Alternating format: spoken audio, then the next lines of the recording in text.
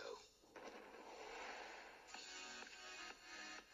There is more to come. Stephen Barclay, he was, of course, former Brexit Secretary, is now Chief Secretary of the Treasury. Rishi Sunak previously holding that position, him now Chancellor of the Exchequer. Interesting goings on in that respect. We know that Brandon Lewis, we just mentioned that before, is the new Northern Ireland Secretary. In addition to that, Michael Gove remains, Michael Gove's position is that of Chancellor of the Duchy of Lancaster, heady title, stick that on a name badge. Priti Patel remains Home Secretary. Gavin Williamson, the great Gavin Williamson, is Education Secretary. And Brandon Lewis, we mentioned there, Northern Ireland Secretary, taking on that position, replacing Julian Smith, who by all accounts had done an absolutely stunning job in that particular office, but not stunning enough. He was fired unceremoniously this morning, almost first one out the door. Let's speak with Jonathan Davis, economist and presenter of the Booms and Bust podcast. Jonathan, good afternoon to you. Good afternoon, Ian. Interesting, isn't it, when we look at a reshuffle? I don't know what we're expecting from a reshuffle, really, because we sort of anticipation, what excitement can be bestowed upon us from our Prime Minister, and then it's sort of, well, the most exciting thing was actually that somebody resigned, not that somebody was appointed. Well, not just exciting. I literally felt my jaw dropping, and I mean literally. You know when you're on Twitter and you get LOL, you have to say literally laughing out loud, because it was absolutely shocking. A month before the budget, the guy's just been appointed to Chancellor, and when did a politician ever have a point of principle that you resign on? Well, he did, and that's fascinating, apart from anything. Yeah, I mean, you might have thought. I mean, firstly, by the way, when I first saw the breaking news ping on my phone, I actually thought it was an error. I thought, oh no, yeah. somebody in a newsroom has made. We're going to be reading about this on Guido Fawkes' website later.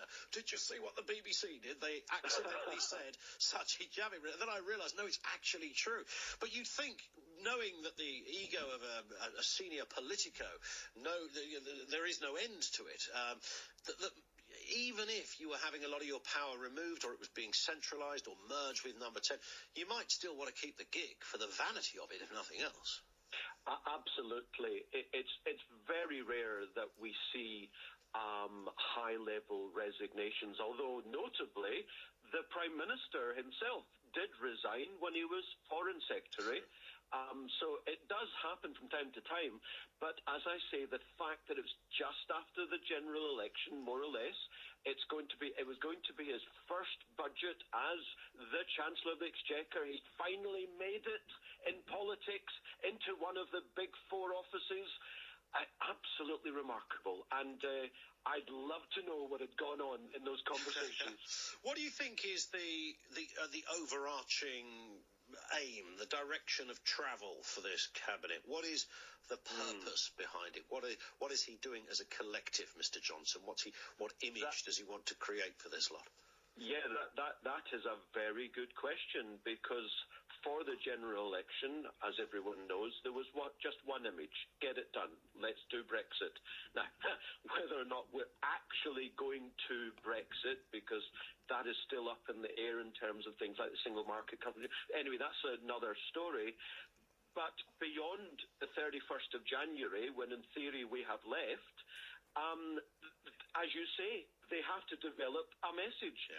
And my perception, and I have to say, perhaps a little tongue-in-cheek, but on my podcast, I call Boris Johnson a socialist. In other words, he loves spending our money. He loves borrowing money and spending. There's very little difference, actually, between Theresa May, her policies, and Boris Johnson. Tweaks here and there, but big spending, big taxes. And I do believe I understand that Sajid Javid, who just resigned, he wanted to continue to reduce government spending as a share of the economy. So in other words, let the private sector develop and reduce the impact of the government on an ongoing basis.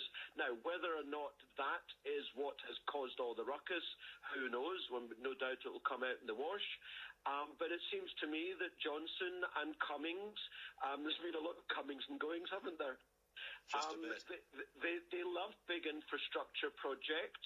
My goodness, they're talking about a bridge from Scotland to Northern Ireland. They're just building bridges everywhere, Jonathan. They love a bridge. Boris Johnson loves a bridge. Well, indeed, if it was me, and I'm not joking, I'd have a bridge to France. There's one which is 50 kilometers long in Macau, in the southeast of China.